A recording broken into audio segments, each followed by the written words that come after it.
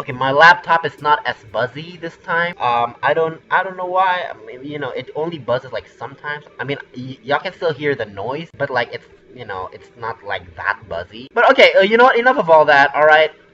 Also, I'm sorry about last episode. Okay, volume 4 of Right and Wrong, fresh from your most recent bout of gratuitous bodily injury and touching scenes of camaraderie. You soldier on. You've had a few setbacks, made a couple silly choices. Boy, do things just keep happening. But let nobody say that you, the main character, are incapable of growth and change. You have made sure not to be caught in the wilderness near dawn again. You have made your way back to civilization. You can't wait to discover what new adventures await you. Adventures like friendship. Tagora Gorjek and Vikare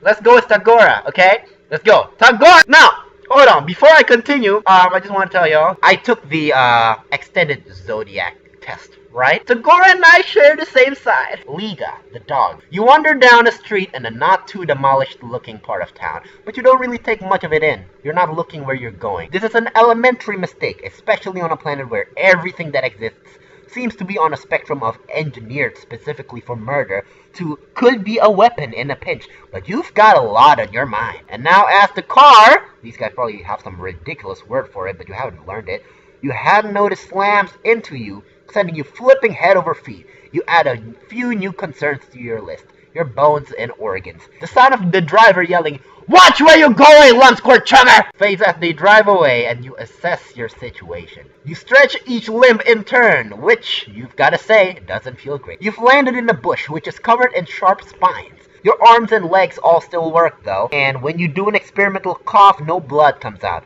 Pretty lucky, you think. You may have redefined what luck means by this point in your journey, but you'll take what you can get. You don't figure that luck will extend to the driver turning around to help you out of this bush. Your gazes meeting and sparking an immediate and intense connection that leads to a beautiful lifelong friendship, but you let yourself hope. After a few minutes of struggle, the answer to your comrade daydreams comes into focus above you. A figure outlined by the spiny leaves of your plant prison and the glow of the moons. The troll you see isn't the driver of the car, but you don't care. Your heart is beating wildly with your continued lucky streak. Tagora! What's that? Okay, now we got Alternian text above. I don't know what this says. Can we click on it? Introductory fee. Hold on. I'm gonna have to voice act this one. Okay, what kind of voice? Hello. You seem to have fallen victim to a collide and scamper with that scuttle buggy back there. Have you contacted your personal legislacerator? Have you contacted your personal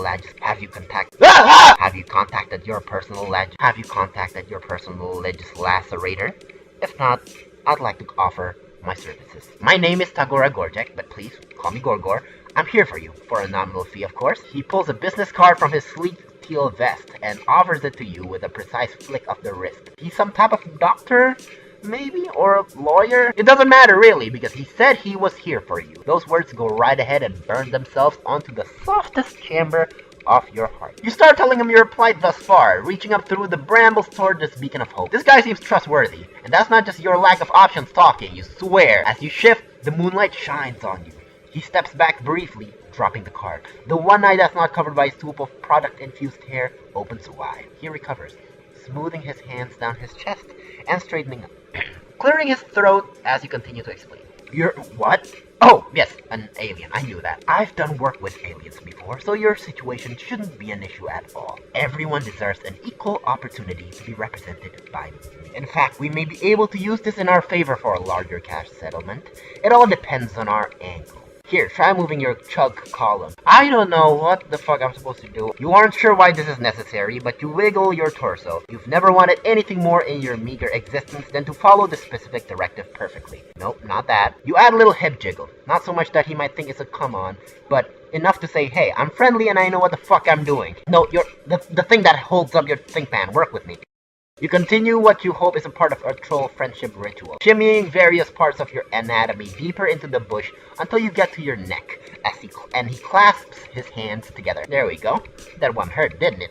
Definitely a case of column snap, which can get us a decently hefty restitution. Your neck feels fine, or it doesn't hurt any more than the rest of you, but you give him what you hope is a convincingly painful amount of agreement. Of course, you will need to front the initial laceration costs.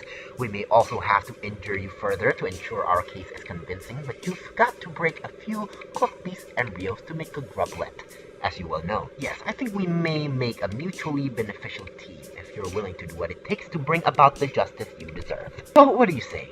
How would you like to help me help you? He's talking really fast, and you're not sure exactly what to think about your lack of funds or the idea of breaking any more bones. But that smile is sharp and shiny and pointed right at you. You want more of it. Ask him if he does pro bono work. Tell him about the heaps of money you definitely have. I'm not sure. You thank him profusely for his offer to help and explain that while your situation hasn't exactly left you very rich, you'll pay him back in glorious friendship, the most infinite of resources. You'll lay it on thick. He seems like a guy who can appreciate a good deal when he sees one, and you can't imagine a better deal than this. You reach both arms up, waiting for him to scoop you up out of this pain plant like the gentle baby you are. Sorry, I don't do charity. Such a shame, too. I was hoping working with an alien might make for a more interesting day than usual. He turns on his heel and walks away, his high ponytail swishing behind him. And, okay.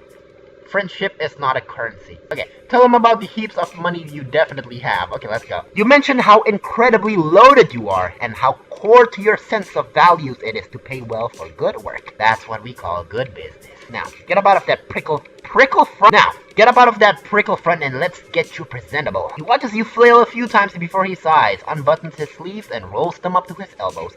Each fold is crisp and even. It takes a while, but you are good at being patient. There is a 12% cost increase for instances of manual labor. It'll all be explained in your bill. It's itemized. I'm sure an alien of means such as yourself will be able to handle it. You take his hand and he pulls you up and out of the bush.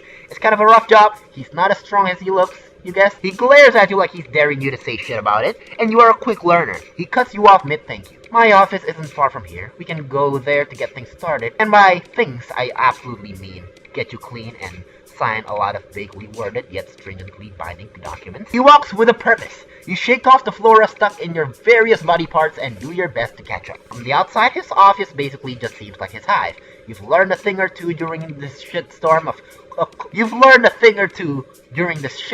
a cultural exchange, though. You gotta play it cool when a potential friend invites you home. You never know what cages or monsters of methods of evisceration they might have laying around, and you want to prepare a nice chill look on your face for whatever carnage you're about to be confronted by. Okay, whoa, looks fucking spicy. Whoa. It doesn't work. Your face falls to bewildered hell when you walk inside because it's all chrome and glass and broad white walls in there. It's like he bought the fanciest looking crate and barrel display room he could find, down to the last useless minimalist accessory, and then never sat down in it. His Lucis, a ferret, is chilling on an enormous silver thing that's halfway between a throne and a plate tower. Everything is clean and bright and at perfect right angles. And you don't see any weapons anywhere. I mean, that thing looks like a weapon. You ask him if he just moved in, because polite conversation seems like maybe the best thing you can do. In the absence of something specific to focus your fear on, you're just sort of a little afraid of everything. You're not paying me to learn my life story, unless you'd like to. In that case, no, I've lived here most of my life. I'll go ahead and add that to your bill. You stare at one of the chairs. Should you sit in it? By all means, do not make yourself at home. Head straight to my ablution trap while I prepare our contract. I don't know what the fuck an ablution trap is. You really want to connect with this guy, and you like how you just vibed there while you were thinking about sitting your bedraggled ass in his fancy chair, and he could totally tell you were thinking it, but you don't want to be friends badly enough to walk straight into something that has the word trap right there in its name without at least pondering it for a second. You've become savvier during all this. Don't trap me, please. Take a goddamn bath. You are more than a little concerned about the trap part of the instructions you just received, but hey, at least the trap you know about is better than the one you don't. And with everything else you can see so freaky pristine, he has to be hiding some evil somewhere. You wonder if it's a dungeon? A dungeon could be cool. The ferret bounced it looks so cute. The ferret bounced down off its pedestal and jerks its head for you to follow it. You do, because it seems like a regular thing to do, and Tagora is busy on his computer. It leads you to a bathroom, which is just as fancy and clean as everything else you've seen. God damn, that looks... What's that rainbow soap over there? Oh my god. I would buy that. Lucis chitters at you for a second, squirms its big noodle body around and leaves, shutting the door behind it. Okay, thank god that little fucking ferret's not gonna watch us take a fucking shower. Wait a second, till it's probably gone before you test the handle. It's unlocked. Huh. You wonder what the point or, motive might be for leading you to this room until you turn and see yourself in the mirror. That is some haggard-looking stuff right there, so... Fair. You're flying by the seat of your pants, but you guess maybe you're supposed to take a bath. If not, and he gets pissed and unleashes the ferret on you, at least you'll meet your maker nice and clean. You half expect some indiscernible goo or blood or something to come out of the faucet in the weird lumpy tub, but thankfully it's just water. Once you're in, you take a look at the truly inordinate amount of bath products you have at your fingertips. There are 3 shelves of little bottles and soaps and unidentifiable lathersome accessories by the tub alone. There's even more by the mirror. My voice just cracked there, but holy shit, that's a nice looking shelf. That looks really nice, I'm not gonna lie. The labels are all gibberish, of course, but you sniff a few until you find something flowery and go to town. Take more time than you should in there, but you haven't experienced a moment of luxurious solitude in a bit. Full-time friendship searching can be difficult work. It's good to recharge. Once you're freshly scrubbed and dried, you slather yourself head to toe with some lotion you find in an iridescent vial. You hope he won't mind you using it. He wants you to be presentable, and this stuff is sparkly. You're starting to feel rejuvenated as hell, ready to knock this friendship... I can't read, guys, okay? I can't fucking read. Ready to knock this friendship stuff right out of the park. Let's go. You leave your dirty, torn-up old clothes on the floor, wrap yourself in one of the many satin bathrobes folded on a shelf, and head back out to find Tagora. He's standing in his foyer, waiting with the contract he typed up for you. When he sees you, his eyebrow ticks up. I see you went with the rainbow drinker serum full body application. Okay, so that's the rainbow. I'm assuming that's the rainbow thing that we choice. I mean, it's an incredibly rare and expensive product, and I do expect to be remunerated, but I won't lie. It works. Yeah, sure, that stuff. You don't want to let on that you don't know what it is. I assumed you were taking forever in there because you got lost or didn't know how to use the ablution trap. Hadn't considered the possibility that you were just doing your regimen. Noted. Hold your arms out to admire the well-hydrated sheen you have going on. This time you're not really even bullshitting it. It just does actually look pretty good. Gore seems like he's struggling. He keeps opening his mouth to say something, then changing his mind. He's clutching the documents in his hands like a flotation device. He looks down at them, then back at you. I typically only use that particular product to highlight my cheek blades, but there's no real reason you shouldn't apply it more liberally, especially if cost isn't an issue. It's a little drastic for my personal style, but there's a certain unorthodox glamour to it. The next bit looks like it hurts him a bit to get out. Would you like to step outside to see the full effect? Bet your ass you would! You're curious about what he means by quote-unquote effect, and this seems like more fun than signing stuff. He places the documents down on his desk like they're made of glass, not paper. He looks up at his Lucis, who just sort of tilts his head to its side. You look away and give them privacy to do whatever eyeball communication is going on. After a bit, Tagora clears his throat and heads toward the door. You don't comment on the bluish flush in his cheek. For all the shift in his demeanor, he still seems like he might kick you out on your ass if you try to get too feelingsy with him. Okay.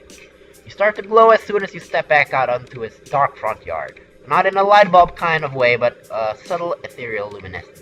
Well, what is this stuff? Now that is a look. I mean, there's still the unfortunate issue of your hornlessness and overall aberrance, and the fact that you're still wearing my ablution robe. But it's cutting edge, I'll give you that. You look almost like a real one. You don't know what that means, but you want to roll around eternally in the praise part. You ask if the look will help your case. Your case, of course. He bites his lip and looks back through the window at the paper sitting on the desk where he left them.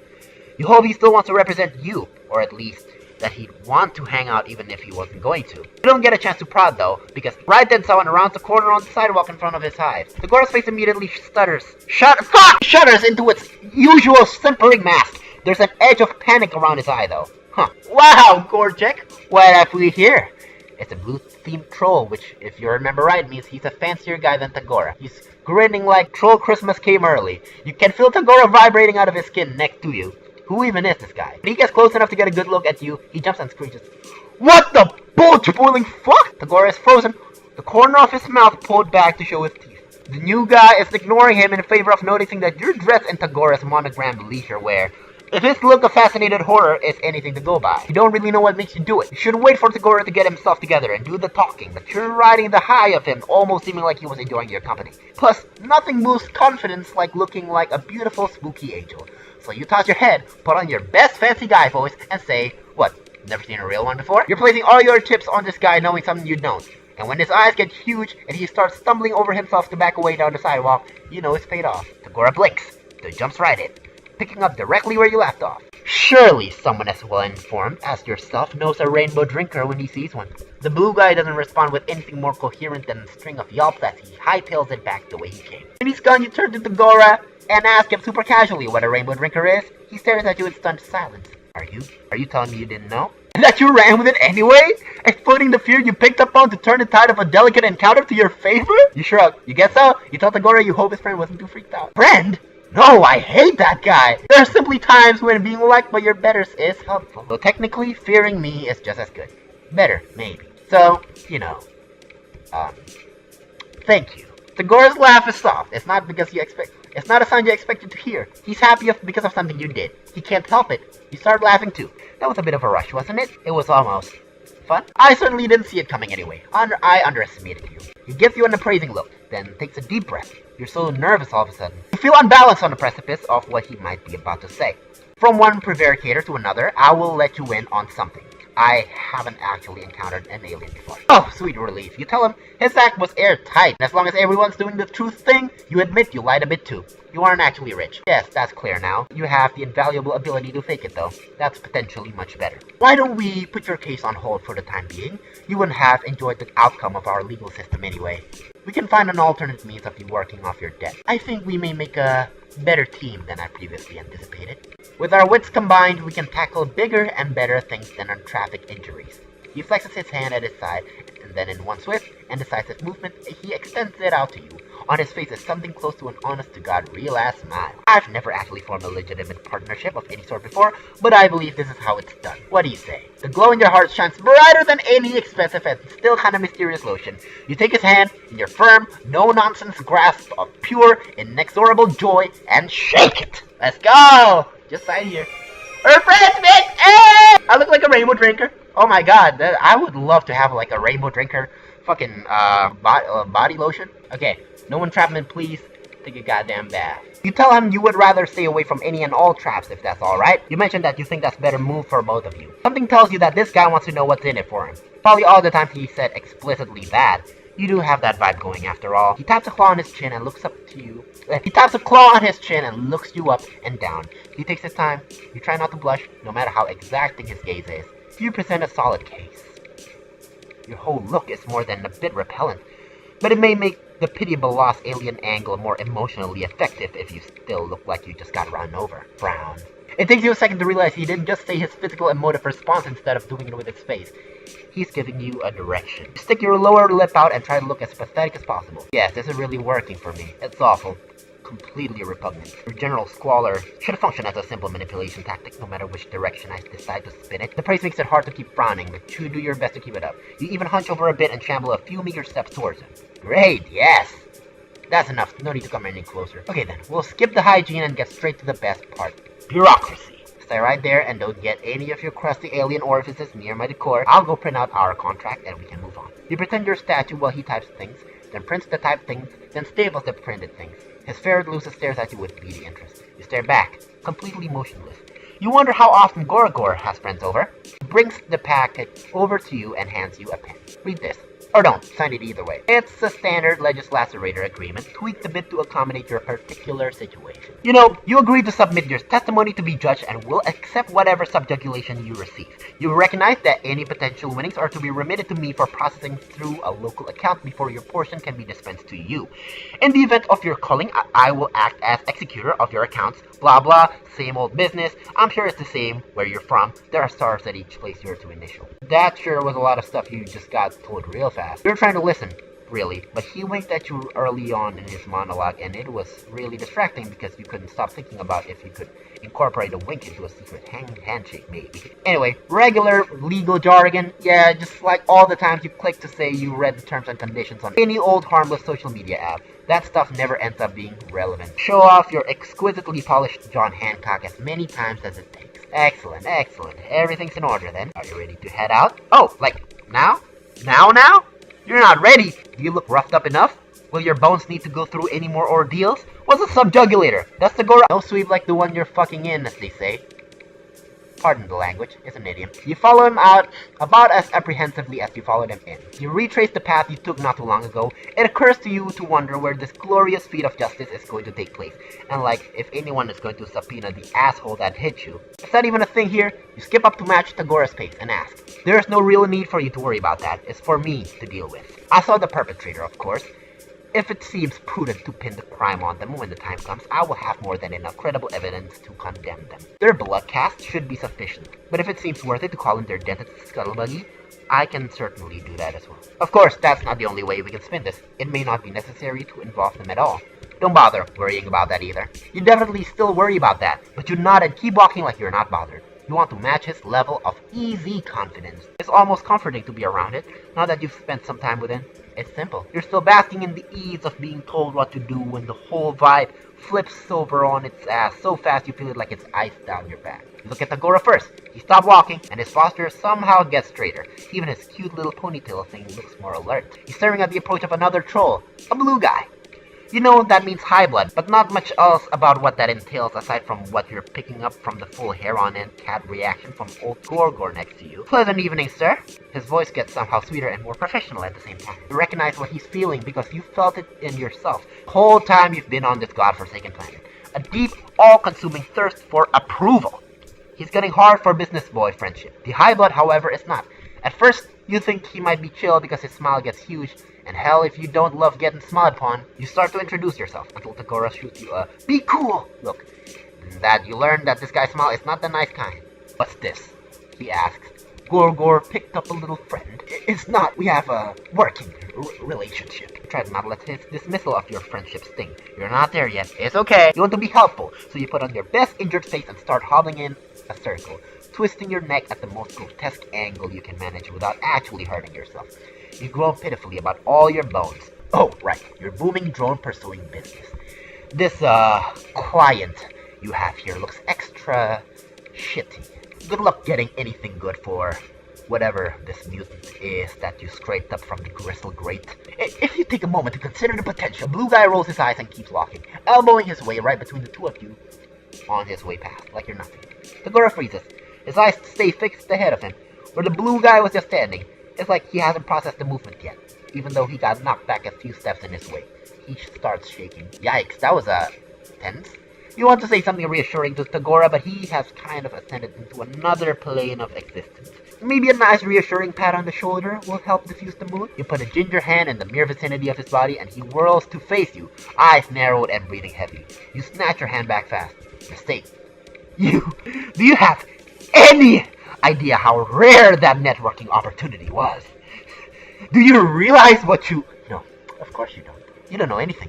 You're just a weird, little hornless thing who doesn't even know how to cross the fucking street. He starts laughing all high-pitched and weird. Up until now, he seemed so sleek, so unflappable, that Gore is hard to reconcile with the one pacing back and forth, hollering and grabbing at his face. He's pretty goddamn flap. Oh boy. You really screwed up, huh? Must be your busted neck routine wasn't convincing enough.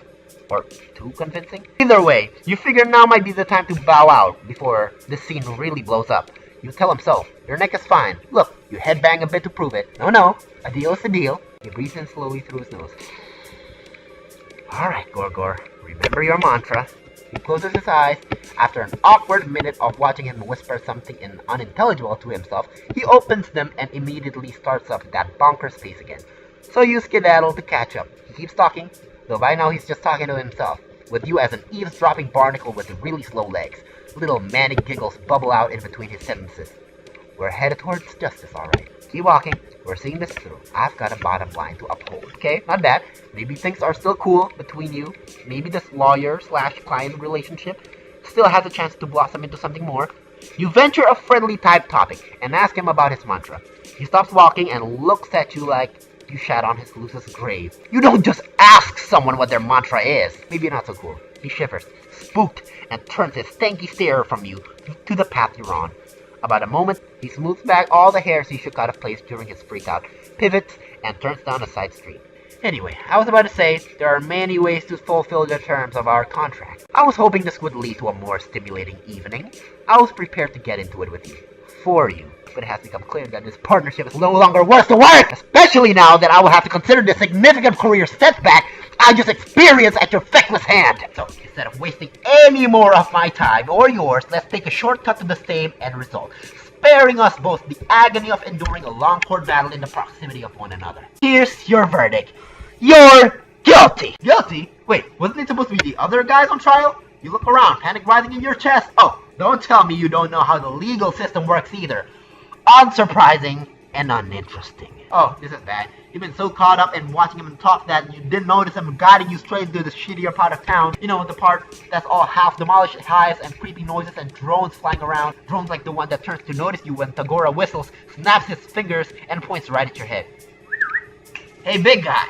Over here. One extremely malformed and unviable troll.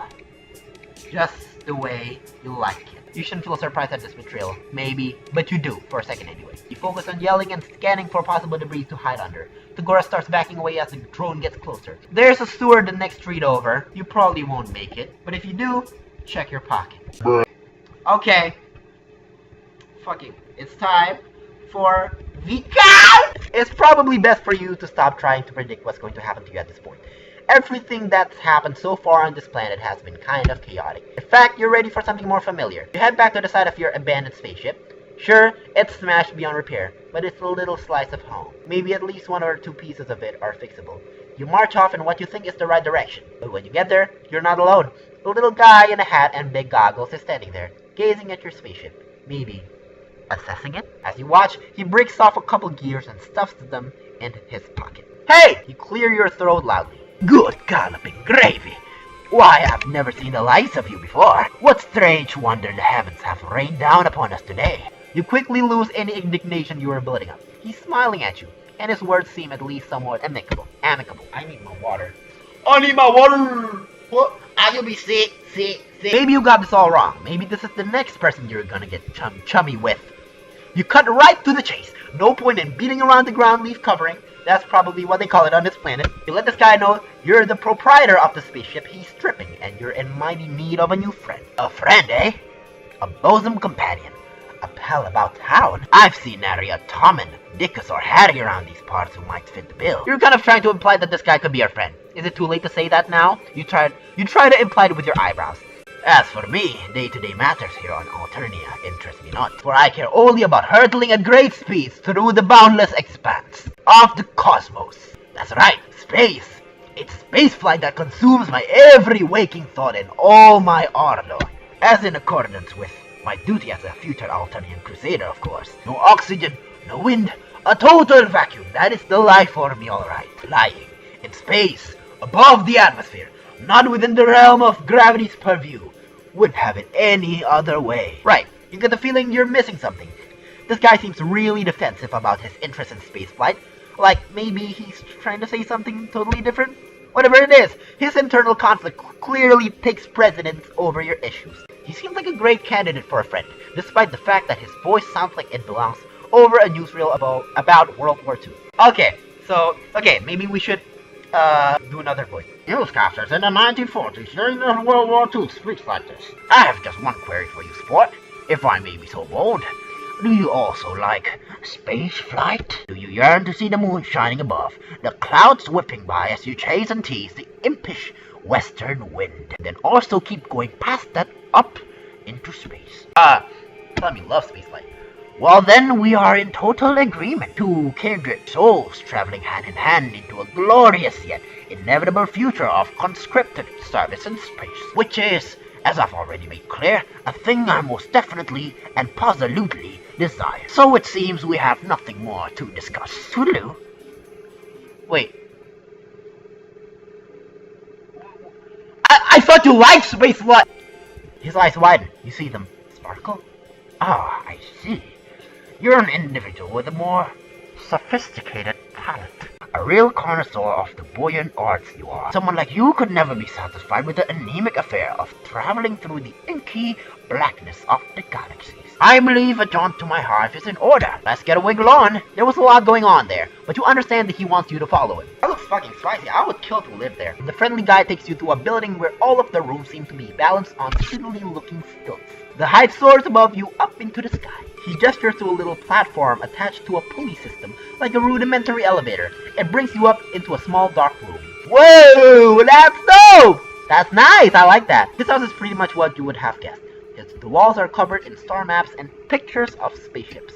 You notice that many of them have cheery slogans splashed across them, like saying things like, "Explore the galaxies because you are required to fulfill your duty to society. Enlist, travel, make friends, don't get cold." It's a fucking dark world. Alternia's fucked up like that. Your new friend doesn't seem too happy as he looks around the place. Just a hive for a dedicated spacecraft enthusiast, isn't it? You nod. You're not sure what this is leading to, but no one ever went wrong relying on non-specific and plausibly deniable agreement. Who am I fooling? You've rumbled me. Potential new chum? What you see before you is a collage of falsehoods. I'm nothing but an avatar of baloney. In truth, the myriad temptations and desires of space do nothing to tickle my biscuit. The thought of participating in the glorious eternal conquest gives me the screaming miris. My interest lies in something a little lower down. You know, talking a lot gets you a little bit shaky, so I'm gonna grab a snack. Topo. Not sponsored or anything. He reaches up and peels back one of the posters. Behind it is another poster, this one showing a view of clouds in the night sky. Behold, my shame. The truth is, I long to toss and turn within the grasp of Mistress Gravity's sweet fingers. To traverse the sky, can such a thing be? Imagine flying within the confines of Alternia's very atmosphere, defying the very conventions of what we all know to be true. Instead of down, up. Instead of falling, soaring. Can you imagine? Can you see it before you? Could you ever dream of the existence of such a flying machine? Call them airplanes exist. I brought you here to show you my truth, and you treat me to mockery. An airplane? A plane that floats in the air? Flying machines are a serious business. I think you should leave. Okay, oh shit, I've never heard such a thing. Vikare? But the future is ours to build, my strange-hued and unhoarded comrade. What do you think? Does it excite you? Do my ideas rattle your buttons? You can't help but notice that he's referred to you as a chum and a comrade, but friend hasn't made an appearance yet. Do synonyms count?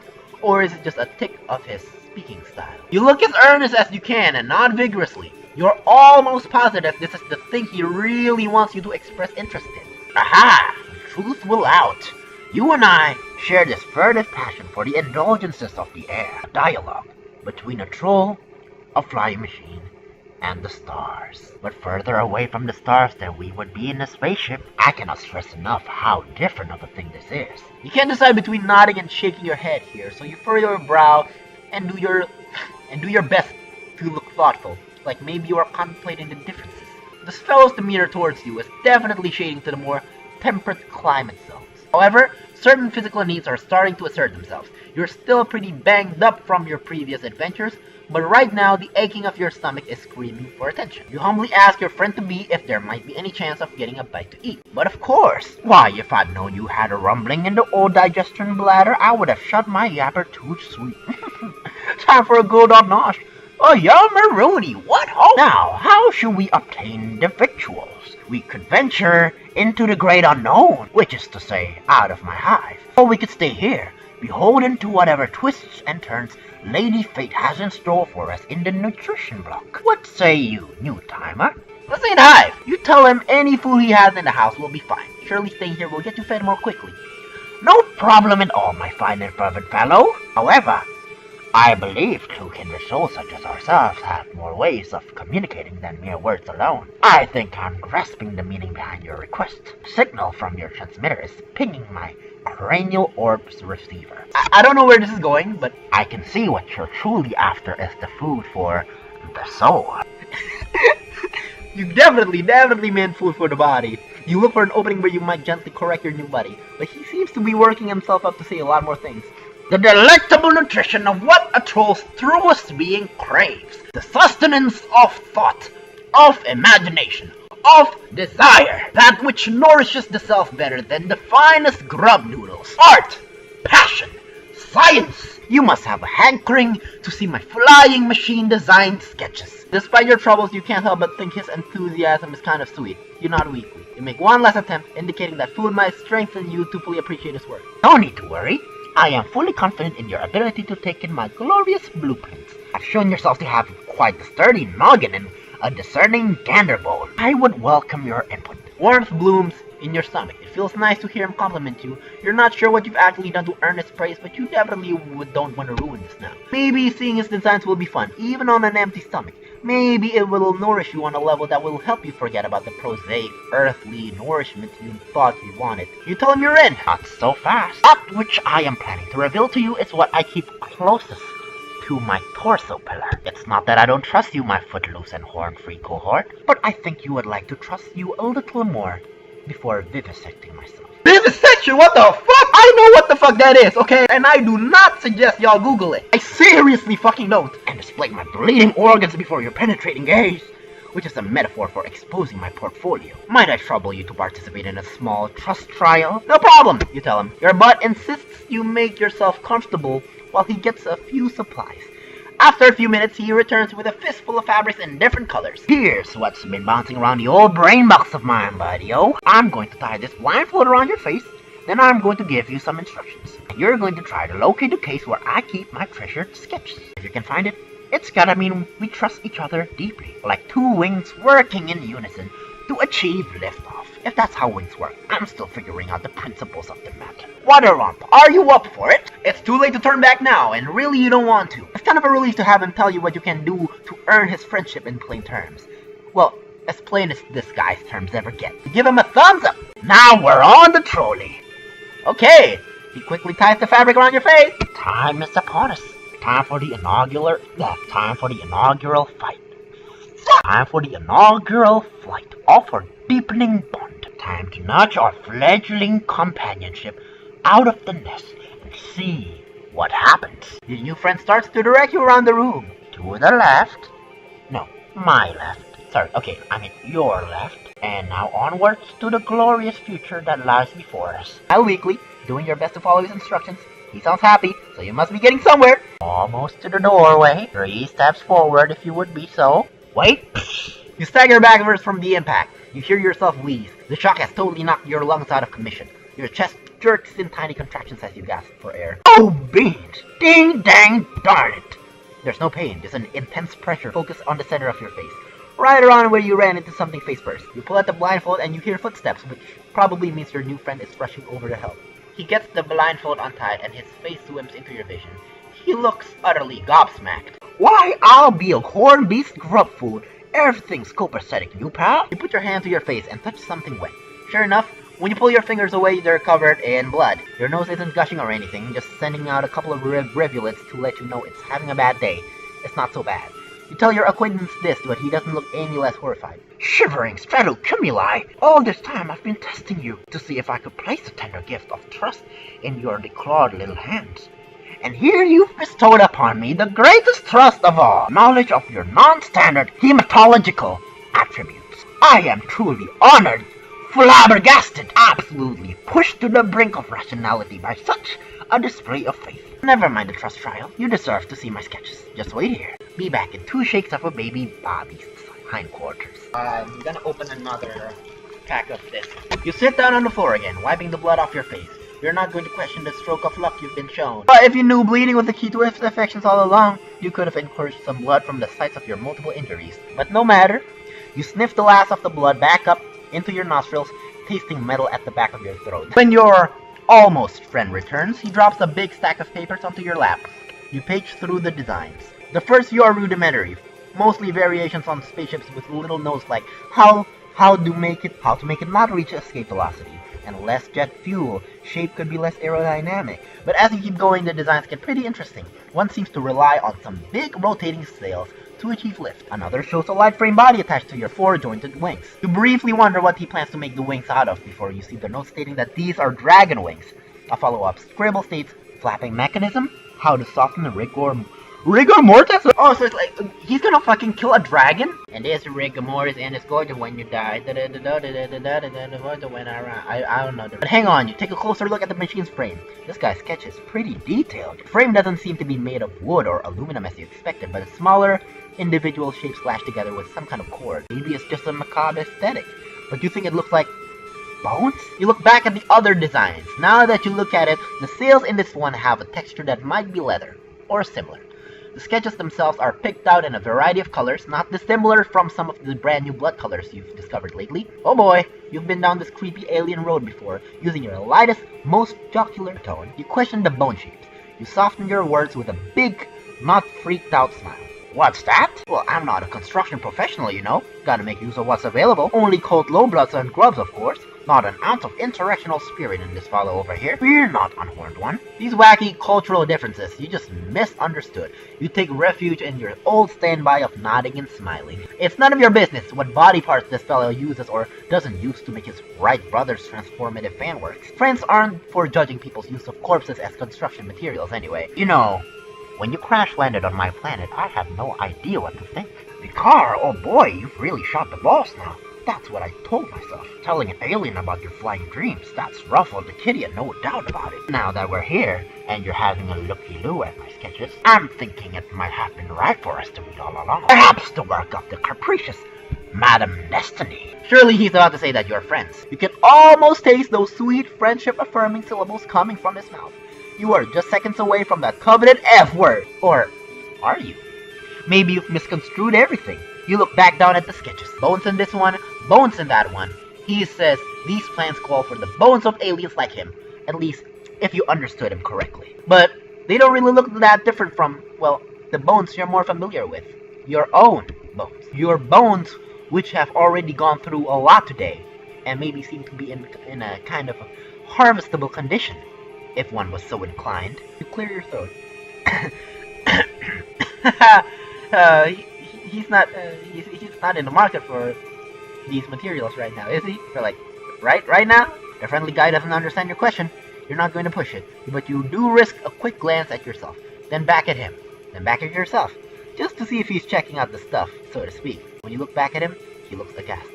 Oops. Heavens to biscuits! Is that what you think of me? You think I'm the type to start taking people's body parts all higgledy-piggledy, as if there aren't plenty of thoughtlessly discarded rib cages to work with? If that's the type of gent you're looking for in these parts, I'm afraid I'm not the type of aggressive heartthrob you're after. We can't all be the macho, bloodthirsty, romantic hero type, ready to whip out our organ harvesting tools at a moment's notice. I thought we could be friends, but now I see you're looking for something different. My apologies. I think it's best if you go elsewhere. You want to correct the misunderstanding, but you're not fully sure what the misunderstanding is. This guy doesn't seem to be in any mood of friendship right now. You hang your head. Looks like this was all just a big waste of time.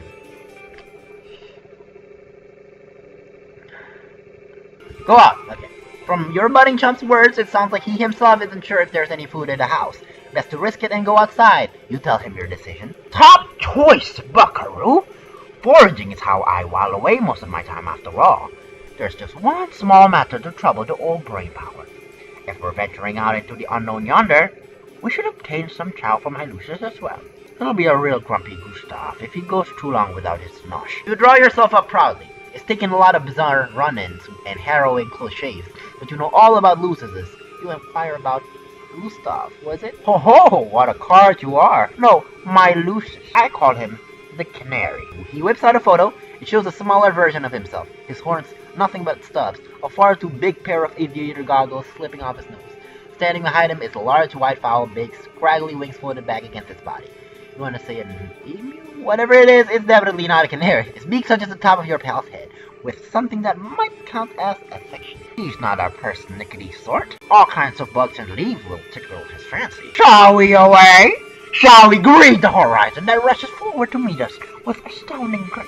Shall we give ourselves over to the current of time's great river? Sure, you tell him. You can leave the house. It's getting a lot easier to pay attention to only the words this guy says that actually make sense. Kinda enjoy his way of speaking though, if nothing else. It gives you the feeling that he's really excited about this food quest you're going on together. Let's go! Your alien pal leads you back down through the pulley system and outside again. The trip is not so easy on your bruised ribs. The thing about walking is, when you walk, your body moves. You've had better times, is all you're saying. You indicate as much to your companion. Oh boy, I hear you. Moving while attached to alternate surface is the worst kind of hooey. The moment when an autonomous flight is invented trembles ever closer to the present. Can you hear it approach? The wail of a distant klaxon! The call to adventure. It beckons us forward through the years, a golden thread stretching ever onward to their glorious inevitability. That's not what you meant, but his excitement cheers you up a little. Maybe you'll feel better in the future when someone invents flight on this planet. Certainly by that time, you'll either be further along in your healing or dead.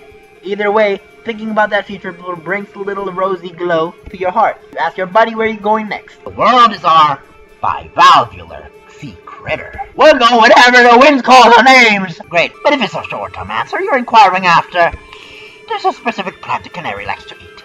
It's got white petals and leaves as red as a troll's most lurid desires. Could you give a holler if your both fall on something of that persuasion? You agree to keep an eye out. You continue trudging along beside him, wincing whenever your steps jolt your injuries. Maybe a little conversation will help distract you. You ask your new friend what got him so interested in flying in the first place. What could be better? Up there, free of worldly concerns. The wind in your face and the horizon at your back, seeing the continent spread out below you, finally feeling your personal aesthetic. It's appropriate for the given circumstances. You chew over this one for a minute or two. It seems like what really makes this guy tick is the travel and the adventure thing. Or maybe that's just what you're getting from his general demeanor and pretty much everything he said up until now. You're nervous to bring up anything that might make him dislike you, but in the interest of bonding, you forge ahead. Aren't there, you say with apprehension, maybe some similarities between flying and space travel? Like maybe being in a spaceship could satisfy some of these urges? What? There may be some superficial similarities straight to the control. But in essence, the blood pusher and soul of each as different as night and day. As a mountain and a ditch, a star and a mud puddle. Don't get a fellow wrong, space travel is fine. Well, it's the only way to satisfy our bloodthirsty and nearly immortal overlords. And I look forward to such a time when I can be of service in the eternal millstone grind of intergalactic conquest. But it's missing the punch, the pizzazz, the kaboom, the trunk beast hunk of it all. Just as you feared, you've stepped in it now. You're struggling for a response when out of the corner of your eye you spot a cluster of white flowers. Relieved, you point them out to your companion, who races over to gather them, but when he holds one up, you can see it has blue leaves, not red. Your shoulders droop. Seems like all you're doing is disappointing your buddy, who has been so nice to you. Or at least that's what you think you've read between the lines of his confusing speaking style. Fear not, my smooth-headed compatriot. These are not the loosest rations we saw with this plant as people, child. What I mean to say is we can eat it, since we are people. It's food for people, not food made of people, to be clear. He comes back with a fistful of the flowers and hands you one of the blue leaves. You're not at all sure that food that's safe for your buddy will also be safe for you as well, but at this point you don't have much to lose. Besides, with the way your stomach is groaning, it might as well be a perfectly seared steak. You put it in your mouth, chewing on the leaf. You feel even more affectionate toward this guy than before. You're worried this trip was just turning into an excuse for him to run some kind of household or errand, but he really did find you something to eat. You're desperate to find some way to show him that you understand his interests. You want to connect to him on a deep soul level. Anything to get him to look at you with that treasured glow of friendship in his eyes. Whenever he mentions space travel, he talks about how it's something that he has to do, some kind of necessary obligation. So maybe there's a reason he's fixated on an activity that's kind of similar, but just a little different. Maybe he doesn't want to do the required thing, the space conquests, but doesn't have it in him to rebel entirely all the way. Maybe airplane flight or whatever similar thing he's envisioning is a compromise between what he has to do and what he wants to do. A balance, like all must find, in order to live as an individual in a society that shapes one's desires from birth. You cautiously open your mouth, heart pounding. You venture to ask your pal if he maybe would rather not satisfy the demands of the bloodthirsty overlords. If maybe a part of him wants to get into his flying machine and, well, leave for real. That he seems taken aback. Maybe you should never have said it. What a huge mistake. You've probably pushed his friendship out of your reach for good now. Panicking, you point to the side, yelling that you see a big field of white flowers in that direction. Your potential friend leaps to action, seemingly also glad to be given a reason to not answer this question. He races forward in the direction you indicated. In a matter of seconds, there's a yelp, and your new acquaintance vanishes. Instantly, you realize your error. You didn't look where you were pointing. While walking, you unwittingly came close to the edge of a large cliff which your companion has now disappeared over. You race to the side, your stomach flooding with fear. This is absolutely the opposite of what you wanted. You look down in horror. Your friend now looks approximately how you felt when you first crash landed on this dark planet. You call out to him in distress. Sure, he's going to castigate you for your mistake. The strangeness of his language won't make it hurt any less to lose this guy's trust forever. What ho? Kalu, Kale? His voice floats up from the ground below, weak but somewhat jovial. Is it possible he's not angry? Oh, joyous happening! Oh, your life for body and spirit! Did you see? Did your being of soul what occurred before your very visage? I flew, soared through the air, just for a moment, but it happened. An ecstasy like no one I've ever known. You hesitate. Is it really possible that he could be taking this so well? That maybe your big fuck-up was a step in the right direction after all? It's definitely a little worrying to hear him celebrate a dangerous fall, but none of that matters if he can secure his friendship at last.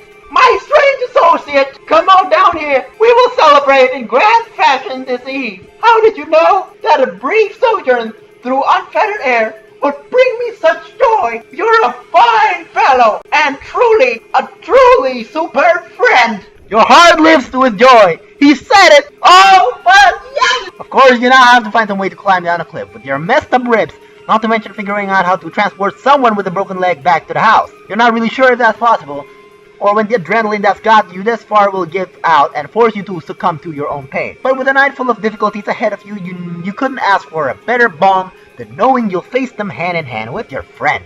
Assuming he didn't hurt his hands as well. No matter. You did! Hey! Oh my god, that leg. Yo, I guess that's it. See you guys next episode, I guess.